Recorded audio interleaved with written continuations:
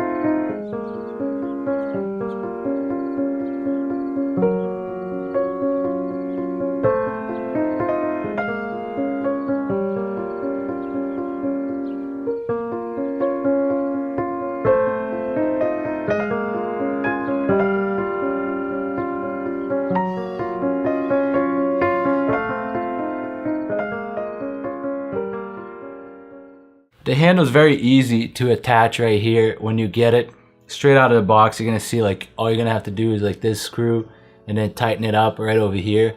And on this side, on the other side over here, so you have your mic holder, which by the way, your microphone, most likely any microphone you get is not gonna work over here. So there is a video, I'm gonna link down below a video that I did with how to mount your microphone through here. Part of microphone holder, you have two inputs for XLR microphones. You can zoom in and out right here.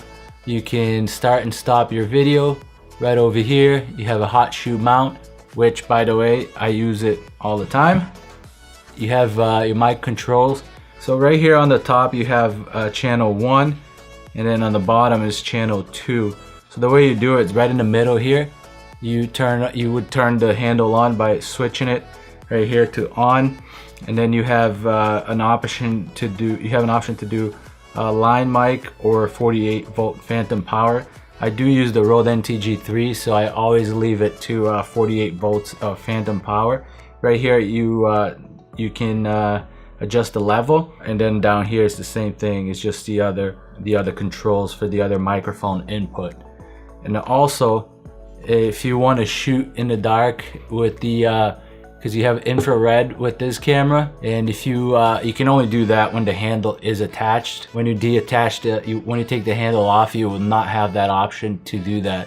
So just keep that in mind if you're going to be shooting in the dark. So right here you have your lens hood, which you can open and close. Very clever. You have the ring, you have a control to do zoom or focus. This is where the on and off button is right here, and if you want to put to media to watch what you have recorded, you can do that. These buttons on the bottom you can use to control adjust your gain and aperture by pressing these two buttons right here. You can switch the ring to zoom or focus. I leave it in zoom, even though I don't really use the ring that much. Your battery is in the back right here, and you also have another record button in the back. If you do like to use the viewfinder, The way you do is you just pull it up like this, and it works very well. On this side you have your DC in port and your AV out port. On this side you have a port for your headphones. You have a port for a microphone if you'd like to use a microphone and external mic, which I do advise to definitely use an external microphone to record. And right here you have your HDMI out port and your USB cable, as well as a remote port right over here. On the bottom you do have obviously your 1/4 inch 20 to mount the camera, of course. The Vixia comes with one battery, but I do advise to buy a second battery. I did purchase a second battery, and the one that it comes with is the BP820, and the one I purchased is the BP828 because that one gives me more time as well. So let's open it up and check out what this camera has. It also, when you open this section right over here, you have dual slots right here. Your SD cards go right there, and if you were going to record in infrared, you would switch this button right here to on. And like I said, you got to make sure that the top handle is on, otherwise it's not going to work. And right here you have a display button if you want to use, and you have custom buttons. There's 5 custom buttons in the camera.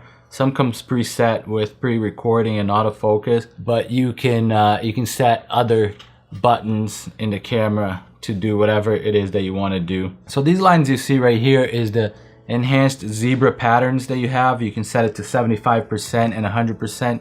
And I leave it strictly to 100% because I don't want my pictures too dark. When you put to 75%, I felt that I was getting a lot, some of the picture was getting very dark, so I switched it to 100%. I really want to know when it's really blowout. And in this case, it's only the light here, so I wouldn't even worry about this. This camera also has 5-axis image stabilization, and what that is pretty comparable to the one on the XF400 and the 405 that just came out. The image stabilization on this camera is impressive. When you're doing handheld shots, it's amazing what you can get out of this camera. Here you have your recording modes, of course.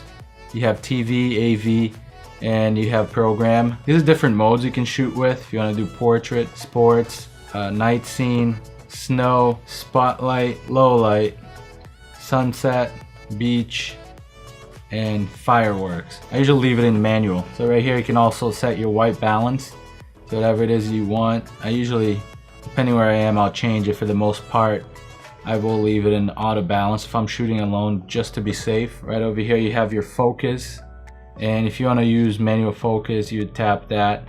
And also if you want to use the peak feature, what it does, as you can see there, as I press that, these lines on the tripod right here got red.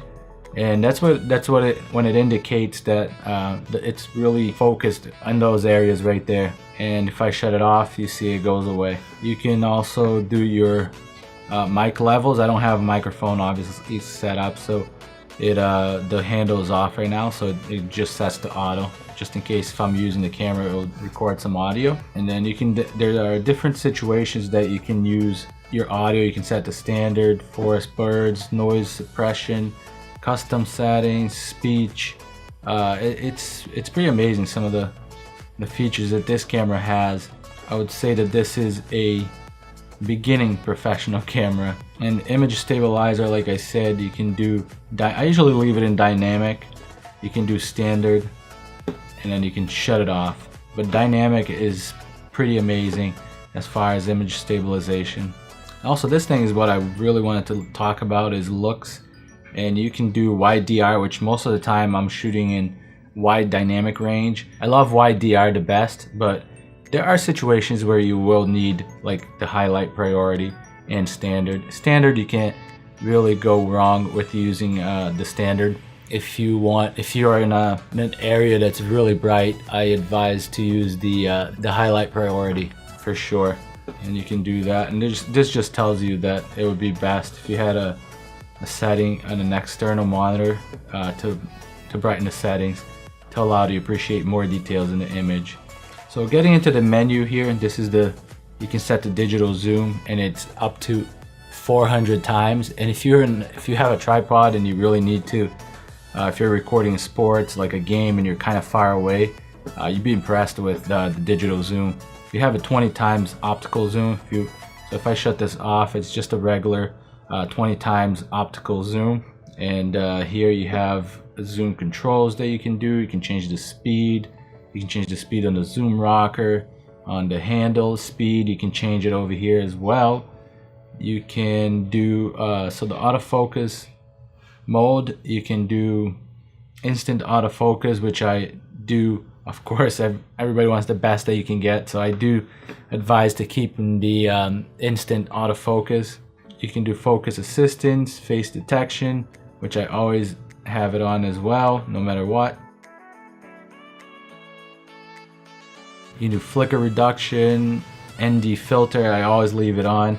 So there are so many options when you plug your microphone in, and then you get more options right here. And when you get here, you have your video format, and you can do MP4 and AVC HD. And then the recording mode, you can change here.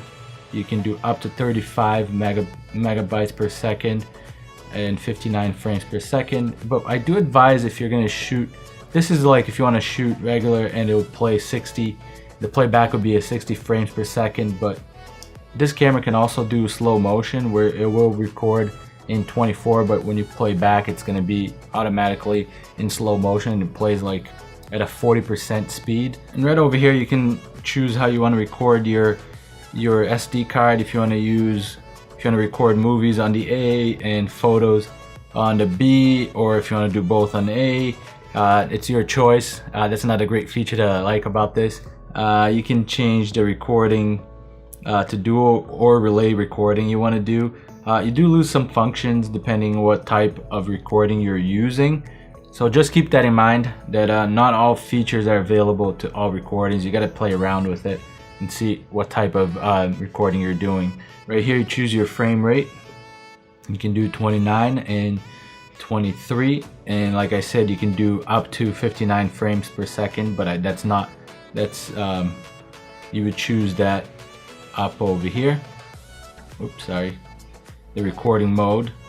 But since I do not have that selected, that option is unavailable. And you can do slow and fast motion, and this is where I told you about. It's pretty awesome. So it plays at 40%, or you can do it in playback at 80%. Right over here is video snapshot length. It's pretty much the what you want to choose for playback. If you want to do, there's an option here for a snapshot playback. If you want to look at it, it won't only play like a certain amount of it. I really don't use this for me. I don't find a use for it yet. But if that's something you like to do, because usually if I want to see it, I'll see the whole thing. I don't want to just see 8 or 4 seconds. And when you want to format your card, when you insert a new card, it's not going to have an option to format. What it is initialize, and it's in the second option right here in the menu, and you got to scroll all the way down, and you got to hit initialize, and then you pick what card you want to do, and then you say initialize, and it's going to ask if you want to do a full or a regular. I am not going to, because I have a lot of stuff here that I cannot delete. Here is just the settings like language, time zone, date, time, view assistance, LCD brightness, regular things about the camera. It's just these functions here. If you want to do LCD image mirror, viewfinder backlight, headphone volume, this would be where you would adjust any of the camera settings. It would be under this this menu here. If you want to do custom dial buttons, like I said, when you want to change some of your buttons, you can do that here. You can do your assign buttons right here. Like I said, these come as a preset assign button. You have one that's autofocus and manual focus, and you have button number 2, which is right here, is assigned to pre-recording, which is 3 seconds. There's button 3, 4, and 5, and I just put I really didn't mess with it, so however it came, I left it. And there's power, image stabilization. If you want to change the settings on that here as well, you can change the settings on the focus ring. The other thing that I do like about this camera is, like I said, the wide DR is pretty much what I shoot in all the time. It's a very nice feature that they have. The zebra lines is also amazing, and that's a great feature, and I think every camera should have the zebra patterns just to know when you are blowing out certain parts of your picture is awesome to just have that option on your camera. And years back, you could only find that in really professional, like high level, high end cameras. So to have it on a camera that cost about $1,300, to have that feature in here, it's pretty crazy. Just to show you how technology is just going so fast and changing so much. The other feature that's pretty awesome too is the infrared recording, and you can do either white or green, and it works. That feature works pretty nice if you are somebody who's shooting like I guess a scary movie or something like that. There was one that was famous back in the day that somebody, I forget the name of the movie, but it was all shot in infrared. And if you're shooting in the dark and you want to, I don't know, if you want to prank somebody or do something like that, the infrared is cool to be able to do that. The highlight priority mode prevents loss of details in high brightness areas. So that's a really nice feature to have, like if you're shooting like a car, a commercial or something like that, like in a nice sunny day, like all the chrome and parts like that, it's not going to be blown out on a car. Shiny objects, it's going to be it's going to work out very well. And it's in very sunny days, if you're at the beach, something like that, it's going to prevent you from losing details on your high brightness areas. This camera does have a 20 times optical zoom with the option to having 400 times digital zoom, which is unbelievable. When you're on a tripod with the 400 times digital zoom, if you're shooting sports and you're pretty far away, you're going to be able to capture a very nice image with this camera. This camera has the advanced HD CMOS Pro sensor. If I had to complain about something about this camera, it would be not having the dual pixel autofocus. Pretty disappointing that they didn't do that with this camera. They could have done that, I believe, but they did not. So another thing that I don't like is the microphone holder. You cannot fit a microphone through here. I had to rig it up, and like I said, I'm gonna put the video down in the description of what I had to rig to get a microphone through here. They should have just had like something that make this hole squeeze a little more so they could fit a microphone.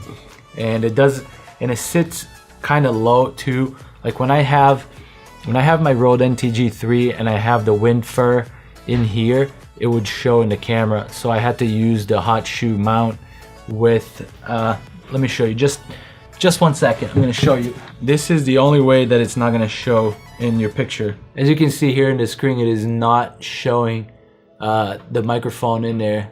It's not showing at all in the picture. But when I move it, if I move that microphone to here, if I move that microphone here, see how this is pretty straight right here. Obviously I'm missing the little rubber there, but you see, as you can see right there, you can see the fur right over there. And even with it straight up, it will still capture it. There's no way of moving this back and forth. But if you take this out, if you're just recording indoors or an interview or something like that, you can have it like this and it will not show in the picture.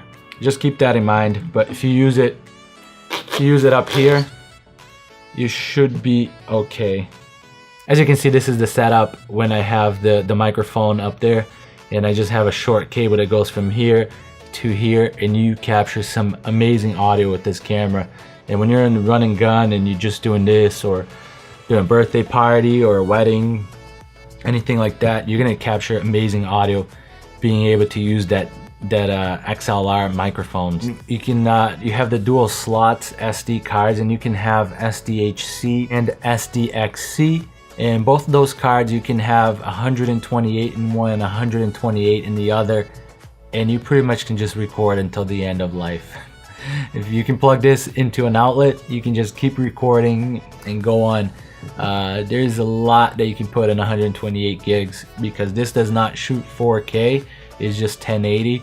If it's something like you're recording and you need to record for a long period of time, if you want to record like a construction site, I don't know what the heck you would do with it, but if you're doing something like that and you want to record, you can even go to 720p and just keep recording forever. If you would like to see more things about this camera, more details that I did not mention here, please let me know down in the comments, because it is so much information that I may have left something out, and if I do remember more things that I should have talked about, I will post it down in the description and things like that, or in the video. So if you like this video, please hit that like button, subscribe if you haven't already, and I'll see you in the next video.